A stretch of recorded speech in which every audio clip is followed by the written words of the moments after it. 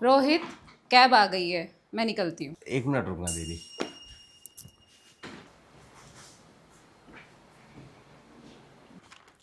आप ये लो दीदी। रोहित, क्या है इसमें? दीदी इसमें एक तो आपके लिए प्यारी सी साड़ी है और दूसरे में जीजा जी की मनपसंद पनीर की जलेबी। अरे रोहित, क्या ज़रूरत थी फालतू खर्च करने की? तुमने छुट्टियों में पहले ही हमारा इतने अच्छे से ध्यान रखा है। कोई बात नहीं दीदी, बहनों पे खर्चा तो किस्मत वाले करते हैं, और भाई के यहाँ से बहन खाली हाथ जाए अच्छा थोड़ी लगता है। अच्छा भाई, अब मैं चलती हूँ वरना ट्रेन छूट जाएगी।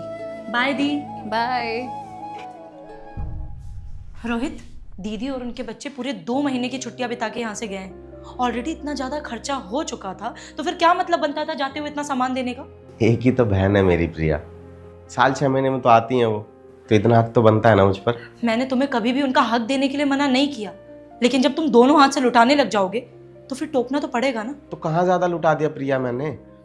1000-1200 रुपए की एक साड़ी दी है और एक मिठाई का डब्बा दिया है बस। अभी जब 1 हफ्ते पहले जीजा जी दोनों बच्चों को लेने के लिए आए थे, तब भी तो जाते हुए तुमने उन्हें 2 किलो मिठाई और बच्चों को नए कपड़े दिलवाए थे ना। क्या करता, खाली हाथ भेज देता उन्हें। तुमसे ना बहस करना ही बेकार है। पता नहीं क्या ही समझते हो तुम अपनी बहन भांजों को।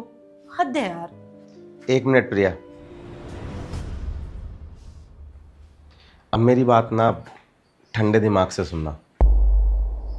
देखो, ऐसा नहीं है कि मेरी बहन के पास साड़ी की कोई कमी है, लेकिन भाई की दी हुई एक सादी सी साड़ी या कपड़े का एक जोड़ा भी ना बहनों के लिए, बुआओं के लिए बहुत प्यारा और बहुत खास होता है। वो इतराती हुई पूरे मोहल्ले में बताती फिरती हैं कि मेरे भाई ने तोहफे में ये साड़ी मुझे दी। तो बताओ, इसमें किसका नाम होगा, हमारा या उनका? हमारा। कहने वाले तो ये भी कह सकते हैं कि बहन तो भाई से बहुत ज़्यादा अमीर है, अच्छे खासे खाते पीते परिवार में शादी हुई, तो क्या ज़रूरत है भाई को इतना सब कुछ देने की। लेकिन प्रिया, भाई बहन के रिश्ते में ना अमीरी गरीबी मायने नहीं रखती, बल्कि मायने रखता है कि भाई ने बहन को तोहफा दिया है। अच्छा एक बात बताओ, जब तुम्हारे छोटे भाई की सरकारी नौकरी लगी थी तो तुम कितना खुश हुई थी? पूरे मोहल्ले में तुमने चमचम की मिठाई बांटी थी कि नहीं? हाँ तो बांटती क्यों नहीं। मेरा भाई कामयाब हुआ था तो मुझे तो खुशी होगी ना। यही मैं तुम्हें समझा रहा हूँ प्रिया, अगर किसी का भाई या भतीजा कामयाब होता है ना, तो सबसे ज़्यादा खुशी उसकी बहन को होती है। वो पूरे गांव में गा गा कर बताती है कि मेरा भाई या भतीजा कामयाब हो गया है। और अगर बहन शादीशुदा हो, जैसे कि तुम हो, तो भाई के यहाँ बाद में पता चलता है, लेकिन बहन के यहाँ सबसे पहले पता चल जाता है।